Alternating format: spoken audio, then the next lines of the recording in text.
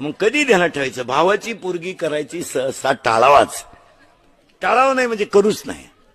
जर कोणाचं जुळत आलं असेल तर त्याला दुपारी फोन करा, भाऊ मी कीर्तन ऐकलंय, तू तिकडे कोणलाही दे. का का उत्तर नीट आहे का महिला मंडळ? का काही झालं तर तो सुनेचा बाप आहे, आपला भाऊ आहे. इथं फरक आहे. उद्या जर भांडण झालं तर तो मुलीचीच बाजू घेणार. तो म्हणतो आपल्या गुड्डीचा काय दोष नाही, आपल्या बहिणीच्या डोक्यात फरक झालाय. गुड्डी ओके, गुड्डीची नाही अडचण. गुड्डी कॉलेज पासून ओकेच. गुड्डी कॉलेजला असताना सुद्धा 8-8 दिवस पळून जायची, पण गुड्डी ओकेच. गुड्डी पायी 3 पोरांनी फाशी घेतल्या, पण गुड्डीनं हाय गाय नाही केली.